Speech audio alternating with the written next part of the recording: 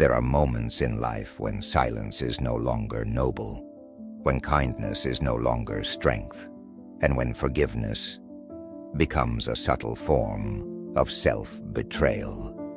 You've been taught to turn the other cheek, to forgive, to let go, to be the bigger person. But what if being the bigger person is exactly what breaks you? You see, not every betrayal deserves a second chance. Not every apology is sincere. Not every relationship is worth saving. Some betrayals cut too deep, not because of what they did to you, but because of what it made you do to yourself. Question your worth, doubt your instinct, betray your own boundaries, just to keep the peace. But at what cost? Marcus Aurelius once wrote, "The best revenge is not to be like your enemy." But he never said to embrace those who continue to poison your life. Stoicism is not weakness. It is clarity. It is knowing when to stay calm and when to walk away without a sound. Forgiveness is a virtue. Yes, but only when it does not come at the cost of your peace, your dignity, or your sense of self. Today we're going to uncover 5 betrayals no Stoic should ever forgive. Not out of hatred, not out of bitterness, but because your soul is not a place where liars, manipulators, and cowards get to rest. Stay with me. This might not be what you want to hear, but it just might be what you need to hear. To stop bleeding for those who cut you, and to finally reclaim your peace, not with rage, but with reason. Not all betrayals come with shouting, slamming doors, or tear-stained goodbyes. Some arrive quietly, with a soft smile, a reassuring nod, and a dagger behind the back. Disloyalty isn't always loud, but it's always deliberate. It's the moment someone says they'll stand by you, and then quietly steps away when you need them most. It's not just about cheating, gossip, or breaking a promise. It's about making a choice to serve themselves, while pretending to still serve you. And the truth is, no relationship survives without loyalty, not love, not friendship, not even family. Loyalty is the invisible thread that weaves meaning into human connection. Once that thread snaps, the bond may still look intact, but inside, it's already unraveling. The Stoics knew this. Marcus Aurelius wrote, "Be tolerant with others, but strict with yourself." But being tolerant doesn't mean being blind. It means giving people space to grow, not permission to betray. When someone chooses disloyalty, they're not just hurting you. They're degrading your ability to trust, to feel safe, to believe that your loyalty has value, and perhaps worse than the betrayal is the moment you realize they didn't even think twice about it. That's the real wound, not the act, but how casually it was done. Maybe it was a friend who talked behind your back, then smiled at your wedding, or a partner who kept you as an option while you made them a priority, or a family member who betrayed your confidence in exchange for gossip-fueled validation. You tried to reason. You gave second chances. You told yourself they didn't mean it. But here's what the Stoics would remind you. A man is what he does, not what he says. Words are wind. Loyalty is proven in silence, in absence, in the moments when no one's watching. So what happens when you keep forgiving disloyalty? You become a willing participant in your own erosion. You begin to teach yourself that your standards don't matter, that your loyalty is negotiable, that your dignity is flexible, And slowly, inch by inch, you become someone who accepts less, not because you want to, but because you're afraid of being alone. But solitude with dignity is always better than company built on sand. Seneca once said, "Associate with those who will make a better man of you." Disloyal people don't make you better. They make you question your worth. They bring instability, doubt, and guilt disguised as humility. So what's the Stoic response? Not revenge, not punishment, just clarity. You see their nature, you acknowledge it, you act accordingly, and yes, it will hurt. You'll grieve not just the person, but the illusion of who you thought they were. You'll miss the version of the story you wanted to believe in. But what you lose in comfort, you gain in self-respect. And once you gain that, truly, deeply, no disloyal person can ever control you again. Because when you stop tolerating betrayal, you stop attracting it. So draw the line, not out of anger, not out of pride, but out of Stoic principle. You don't have to fight them. You don't have to expose them. You just stop explaining yourself to those committed to misunderstanding you. Disloyalty, once seen, should not be unseen. Forgiveness is not the issue. The issue is access. You can forgive from a distance, but you do not let them back in, because loyalty is not something you demand.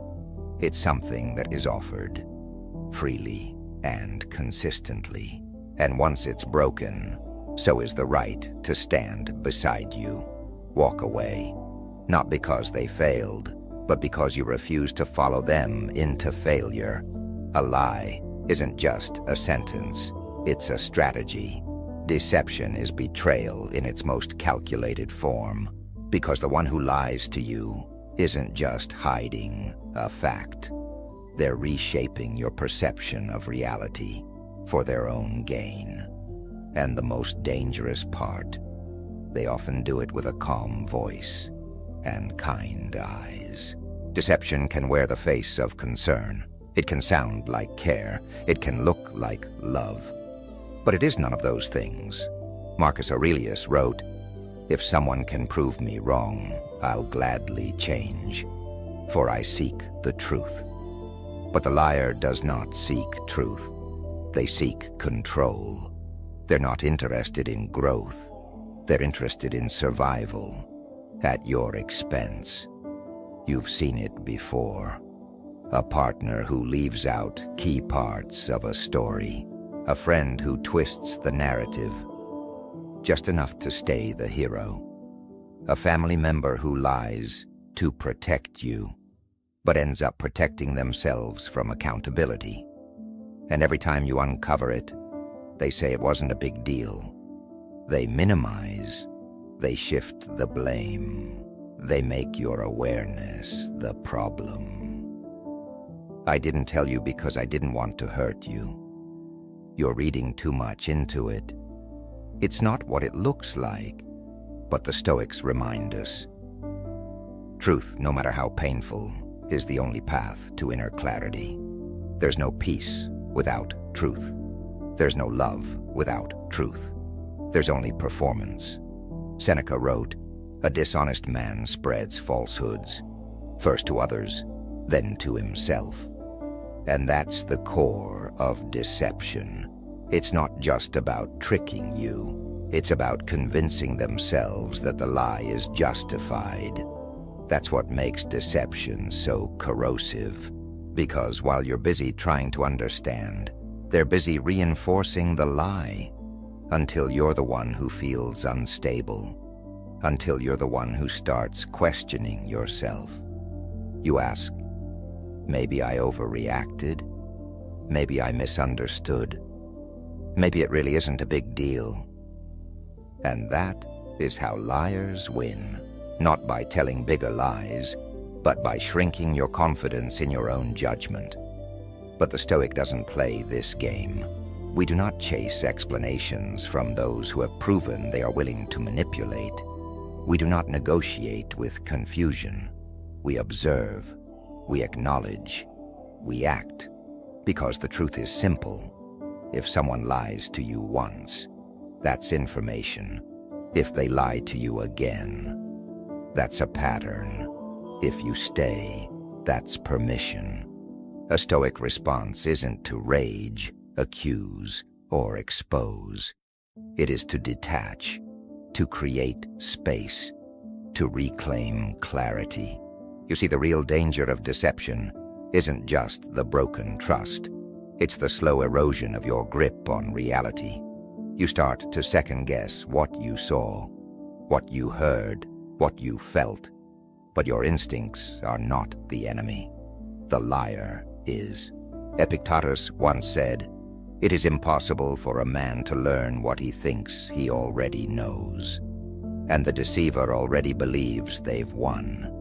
Because you're still listening, you're still reasoning, you're still explaining why their lie matters. But here's the heroic truth. You don't owe explanations to people who distort reality. You owe yourself clarity. You owe yourself peace. You owe yourself the discipline to say, "I see what you're doing. I understand. And I choose not to engage." Forgiveness is optional. Trust is not. Because once truth is broken, every word they speak becomes noise, and every silence becomes suspicious. So don't stay to decode the lie. Don't linger to collect the confession. When you've seen enough, you've seen enough. The greatest act of strength is not in catching them. It's in walking away before they catch you doubting yourself. Some betrayals don't come as lies. They don't come as cheating. They don't even come as explosive arguments. They come as silence, as sighs, as eye rolls, as that moment when you speak from your heart and they smirk like it's a joke. That is disrespect. Not the loud kind, the subtle one. The one that whispers, "What you feel doesn't matter." And that's the betrayal most people overlook until it's too late. Because disrespect doesn't strike like lightning. It drips, slowly, invisibly, until your self-worth is soaked in doubt. You start to shrink. You speak softer. You edit your emotions. You hesitate before sharing your thoughts. Not because you've become wiser, but because you've been taught that your truth is too much. But hear me clearly. Stoicism is not silence. Stoicism is not accepting less. Stoicism is not tolerating disrespect in the name of peace. Marcus Aurelius, as powerful as he was, said, "The soul becomes dyed with the color of its thoughts." Now imagine what happens when someone keeps painting your thoughts with disdain. Every time they ignore your feelings, every time they dismiss your boundaries, every time they say you're overthinking it, it chips away at your internal compass. And suddenly, you no longer ask, "Is this right?" You ask, "Am I being too sensitive?" That's not emotional maturity. That's conditioning. Because here's the truth. Disrespect doesn't always scream. Sometimes it smiles. Sometimes it comes with flowers. Sometimes it sounds like, "I didn't mean it like that." You're too emotional. Relax, I was just joking. But deep inside, you know, your body tenses, your heart closes, your spirit whispers, something's not right. And you ignore it, because you want to keep the peace, because you've been taught that love endures all things. But love does not endure disrespect. Love includes respect, or it isn't love at all. Stoicism teaches us to remain calm, but it never asks us to remain invisible. You are not here to beg to be seen. You are not here to constantly prove that your emotions are valid. Seneca reminds us, "He who does not respect himself will not be respected." And so the question turns inward. Have you taught others how to treat you? By silently enduring what your soul has been screaming to reject. Because here's the Stoic way.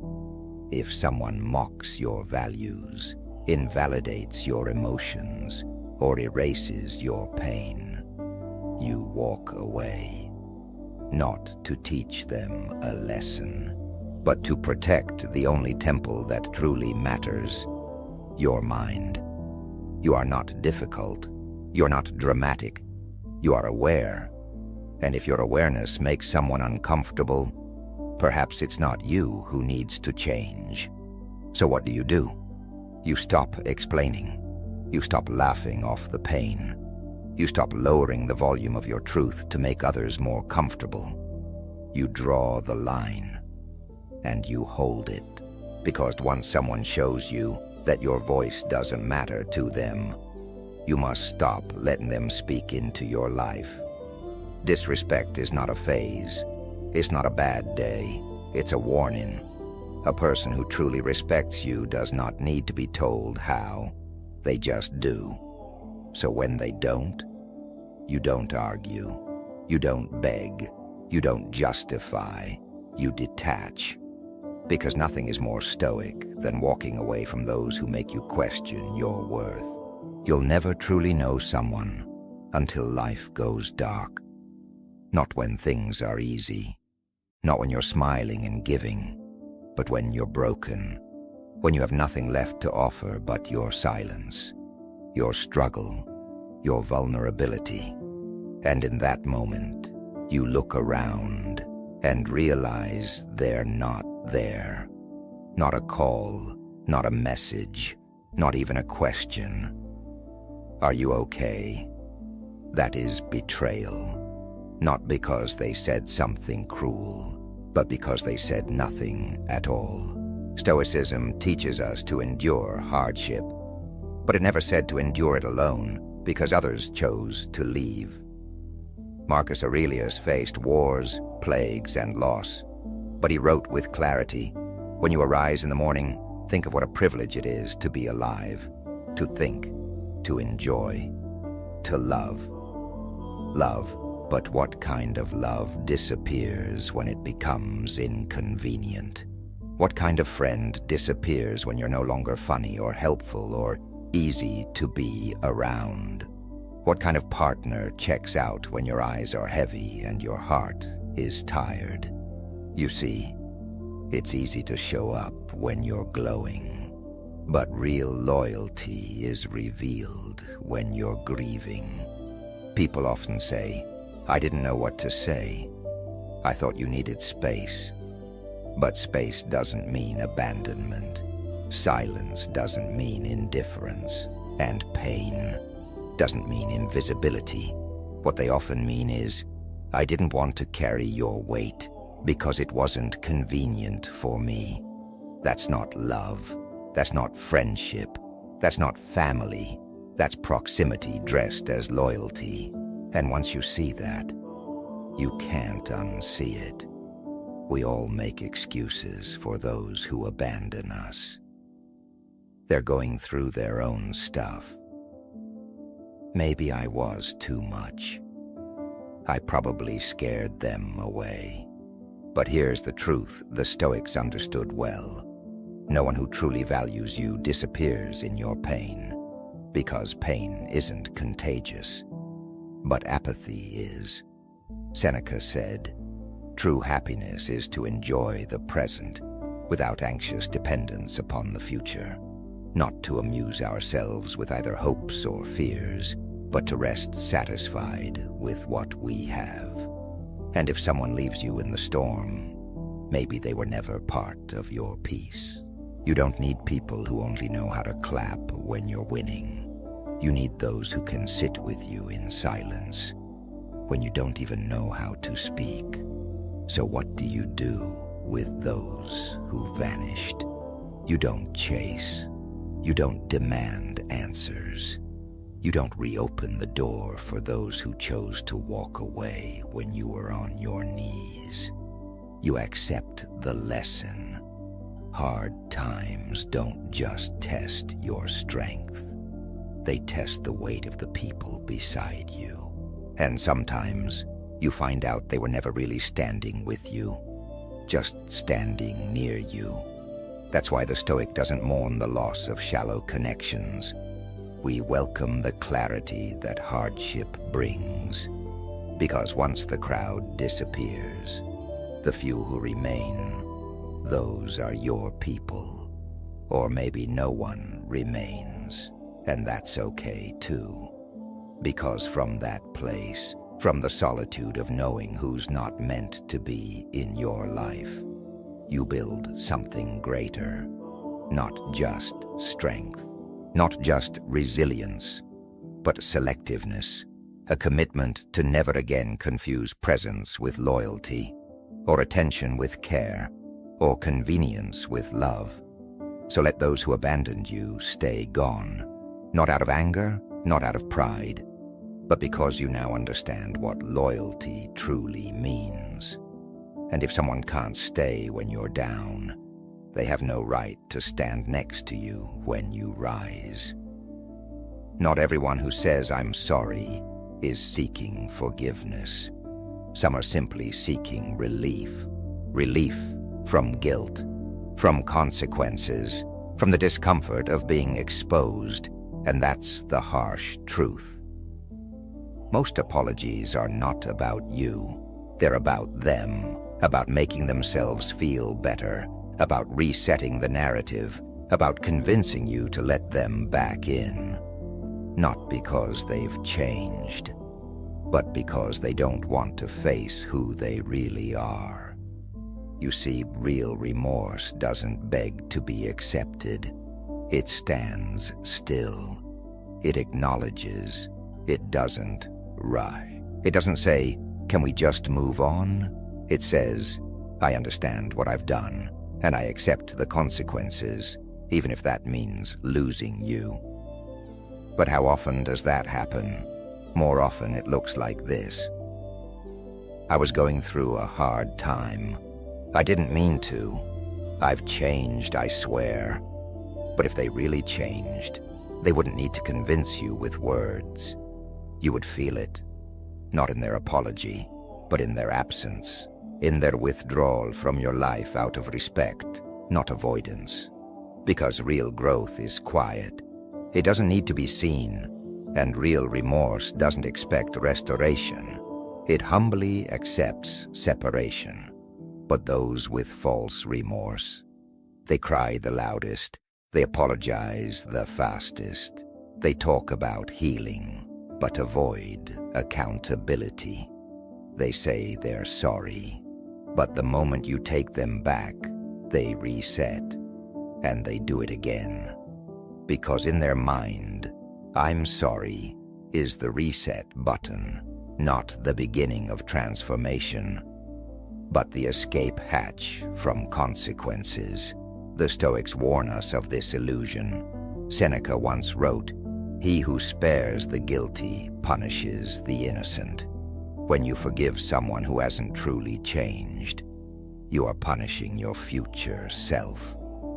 You are putting your peace back in the hands of someone who already shattered it.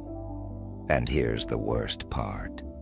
Every time you forgive without boundaries, you teach them that your pain is negotiable, that your heart is open for trial, that your standards are flexible, that they don't have to be better, they just have to appear sorry enough. But Stoicism is not about appearances, it is about essence. So when remorse feels rushed, when the apology is coated in self-pity, when their sadness is louder than their accountability, take a step back, because some people are not trying to rebuild trust. They're trying to rewrite history, to make you forget what they did, before they have to feel the weight of it. But that weight is not yours to carry. You're not here to absorb their shame. You're not here to make them feel better about the choices they refused to own. Your responsibility is not to fix them. Your responsibility is to protect your peace. Forgiveness in Stoic philosophy is not weakness, but neither is discernment. You can forgive, but you do not forget patterns. You can wish them well, but from a distance, because the Stoic doesn't need revenge. We don't need closure. We don't need the final word. We only need this one principle. If someone shows you who they are again and again, believe them the first time. So when remorse comes knocking, don't just listen to the words. Watch the pattern, feel the weight, and if it doesn't feel true, you don't need to open the door. You can forgive from within. But you never give back access to someone who proved they're not safe with your trust. That's not cold. That's clarity. That's not bitterness. That's boundaries. And that is Stoicism in action. Not everyone deserves to stay. Not every relationship is meant to be repaired. And not every apology should lead to reconciliation. Stoicism doesn't ask us to harden our hearts. It asks us to open our eyes, to see people, not as we wish they were, but as they've shown themselves to be. You've heard 5 betrayals today, 5 ways others may have disrespected, deceived, or abandoned you. And if some of those words echoed too deeply, if some of those wounds felt familiar, then perhaps you already knew the truth. You don't need more proof. You need permission. Permission to stop excusing, stop negotiating, and stop bleeding for people who wouldn't even bring you a bandage. So what now? Now you stand, not with hate, not with rage, but with unshakable inner clarity. Forgiveness is a powerful thing, but only when it's given freely, not forced. When it brings you peace, not pressure. When it sets you free, not sets you back.